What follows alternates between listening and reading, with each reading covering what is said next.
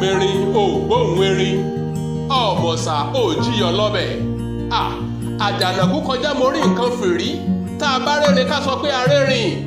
Solocard Multiventures Limited ilé ọ̀rẹ́ àgbẹ̀ ni mò ń sọ níbi káta ojúlówó kẹ́míkà àti fataláísà tí kìí ṣe yèèpẹ̀. ọ̀rẹ́ mi sọnù kí owó bá sọnù.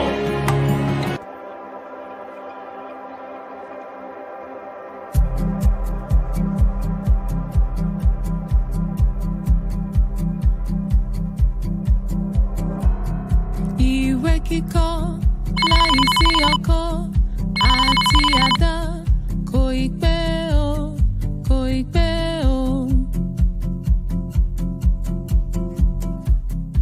Iṣẹ́ àgbẹ̀ níṣẹ́ ilẹ̀ wa, ẹni kò ṣiṣẹ́ á máa jalè. Ìwé kíkọ láìsí ọkọ́ àti àdá kò ì pẹ́ o, kò ì pẹ́ o. Iṣẹ́ àgbẹ̀ níṣẹ́ ilẹ̀ wa, ẹni kò ṣiṣẹ́ á máa jalè.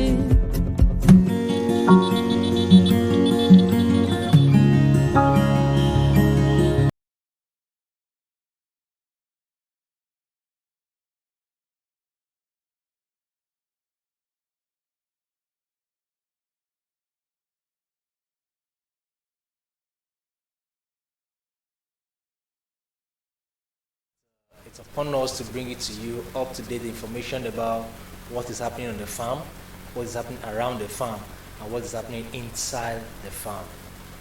How you can actually make good profit from your farm, that's our bone of contention. And that is what we're actually working on. And that's what brought about this channel. We want to enlighten you on how you can actually do your agricultural practice effectively so that it's a business that you need to make profit from it and it always make you happy. Because like we said, if you're happy, we are happy. And from our last episode, we talked so much about transplanting your nursery that has been already raised in other episodes that we've done, how you can actually effectively transplant your nursery and you can actually take care of them. Then we talk about, I'm sure that video we talk about watering the nursery in terms of irrigation, that how you irrigate, the time you need to irrigate, why you don't need to irrigate at a particular time. You don't need to irrigate in the afternoon, you need to irrigate in the morning or in the evening. These are some of the things we talked about in the last episode, and we dwelled so much about, we talked about a little bit about the pest control, what you should experience in dry season and in rainy season.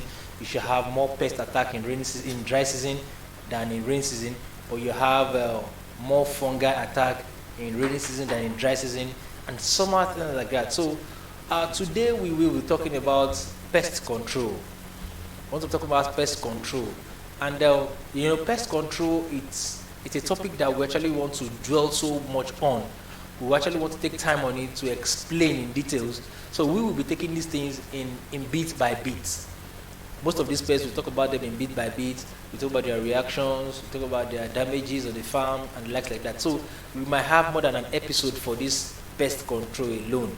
But today we just want to talk about some of these pests. Let's make sure of some of these pests that we're actually looking at.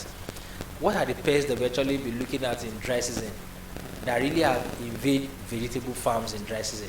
I'm sure everybody knows we have beetles. Beetles always invade in dry season. And we have several beetles. We have cucumber beetle, we have potato beetle, we have so many beetles like that are available. That's on your farm. I'm sure you will have seen usually cucumber farmers, tomato farmers, you always see beetles of different colors. You see some with orange, you see some with black patches, black dots on their back, and the likes like that. But they are all beetles. All they do is this: they feed on the leaf of your plants. That's what beetles are there for. Beetles go there and feed on the leaves of your plants, and that's why you always see holes on your plants. Mainly cucumber, you always see holes on the plants, on your leaves of the cucumber. And the most dangerous aspect of it is this: when a cucumber plant is being affected like that, that particular node of that plant will have problem. Then the fruits you are getting from that node, you will actually lose the fruits. In one of our episodes, we're going to be talking about each of these crops one by one. We'll talk about them from the beginning to the end and the likes like that. So, but today we are going to talk about pests. So, talk about cucumber beetle. Then we talk about aphids. We have aphids attack farms in this dry season. We have aphids attack plants. Then we talk about we have armyworms. Armyworms attack plants in rainy season and also in dry season. Armyworms attack plants in rainy season and also in dry season. Then we have leaf miners. We have leaf miners. Most of the time when you cultivate your plant, you always see one white line drawn over the surface of the leaf of your plant.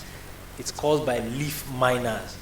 We'll still talk about how to control them. It's called by leaf miner. Then we have squash bud. We have what have we again? We have grasshoppers. We have spider mites. Then what again? We have thrips. We have aphids. We have we have leaf hoppers. We have cutworms. Yes, cutworms. We have cutworms, and that cutworm has been a challenge this season. In this dry season, cutworms come around regularly, and cutworms attack plants majorly in when your plants are nursery stage. That's most of the time some people say I did nursery, the nursery were doing well, but suddenly we realize the fact that something just came and it is just just chopping off the head of the plant at the nursery stage. Most of them are caused by cutworms. Some of them are caused by grasshoppers, and in some cases, some areas, some of them are caused by lizards. Lizards will come and eat up the leaf on the plant because they are very succulent at that time, so it's easy for them to eat it. So, but mostly, cutworms comes to cut those plants. To cucumber farmers, when you plant a cucumber directly and the cucumber is coming out, so you just say something is cutting them off. Cutworms are those responsible for doing all those things on your field. So most of all these things, these are some of the challenges that we can have in dry season. Then we have again, which again do we have again? Then we have, I talk about leaf miner, I talk about cornworms, I talk about cutworms, I talk about aphids, armyworm, thrips, mites, spider mites. Spider mites are the ones that used to form that, those thrips. You see thrips, aphid, and spider mite. The reactions on the field are always the same.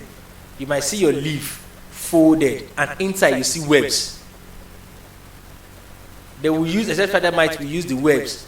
We build webs around the plant and pull it together. Then the leaf will fold. Like a kind of folding. When the leaf fold, they will not start dwelling inside, thereby attacking your plant. These are some of the things these are how they react on the field. And some of the things these are some of the things they do on the field. So there are a lot of them that attacks farms in the recent time that we've seen. And over the time we've noticed that these are the general common ones that attack farms generally. Though we have some that attack in rainy season and don't attack in dry season, and we have some that attack in dry season and don't attack in rainy season, but just few of them. But majorly to white flies, you hardly see white flies in rainy season because white flies are very small and tiny.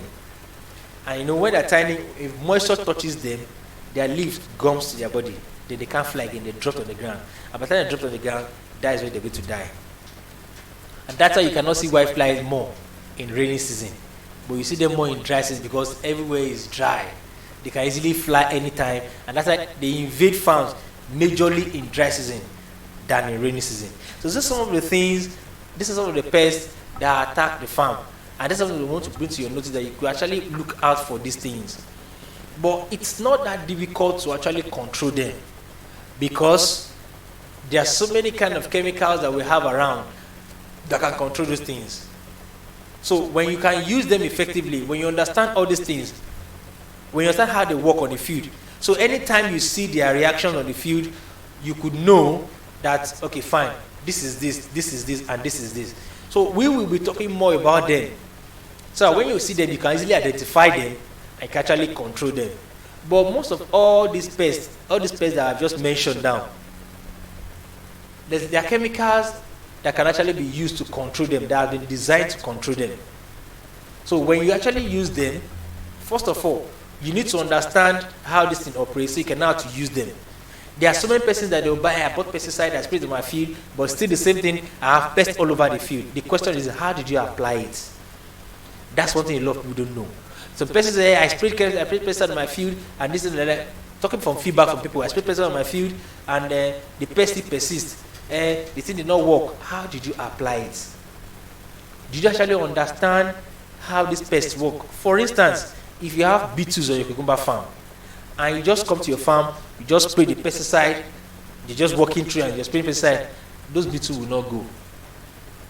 Because those beetles will go under the leaf and hide. By the time you're just walking fast and walking through the farm, you just spray the surface of the leaf, and those beetles are still under there. By the time you are done spraying, some of them will come back. Some of them will just fly off and come back. It's also the choice of chemicals that you're actually using that determines how these things work. But let me amaze you today. Do you know, to you farmers that you're watching now, we have contact pesticide and we have systemic pesticide. Did you know about that? When you have understanding about this, there are certain things you use contact pesticide for, and there are certain ones you use systemic pesticide for. But most persons don't know. I just buy pesticide, just buy any pesticide, you go and spray. When you don't see the effect, you know, this pesticide is not good. This company, their pesticide is bad. Their pesticide is not effective. I spray this thing, they are still this in my field. You did not know about the one you need to spray. Perhaps you sprayed the wrong one. That pesticide is actually good, but it's not meant for that purpose you use it for. And that's just it. So many persons will call. They've called several times. Somebody has sent message, hey, we bought this pesticide from the office, and we applied it, the pests were still all over the farm. The question is, number one, how did you use it? How did you spray it? What type of pesticide did you even buy in the first place? Most persons just believe that you can just go to the market, buy any pesticide and use. But for most of these pests that we've just mentioned now, it will be advisable if you want to buy pesticides to control most of these ones.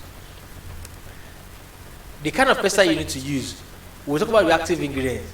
Number one, when you want to buy pesticide, you ensure that the pesticide that you're going to buy should be the one that has lambda cyhalothrin as the active ingredient inside.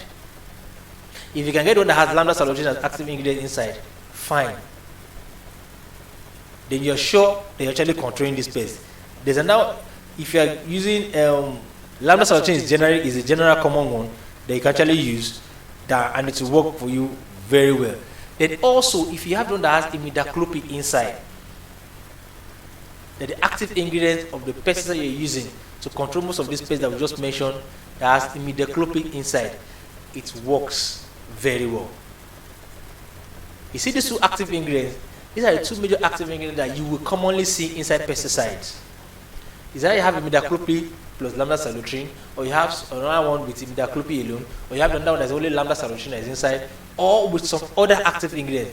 But when this imidacloprid is inside or lambda cyhalothrin is inside, you could effectively control this pest because these active ingredients will repel the pest and also will make them not to come and visit on the plant again for a while. And that's why it's always advisable when you spray your pesticide, you spray weekly. And secondly, the major thing that you need to put into consideration is this: when you are spraying your pesticide, we advise, do not just run through the fruit because you want to be fast. When you are spraying, ensure that you spray the whole plant. As you are spraying the plant, by the time you take your nozzle up, the pesticide will touch under the leaf. So if any beetle is hiding there, if any thrift is hiding there, aphid is hiding there, the pesticide will touch the under, they will fly out. By the time you are coming back, the pesticide will touch them. Then most of them will die at that time. When I mean most of them will die. By the time you spray up and you spray back down, you spray the bottom and the top of the plant, of the leaf. So by that time, the pest will not be able to come back and perch on it. By the time they perch on it, they find that this place is contaminated. They go under, it's contaminated, they will fly away.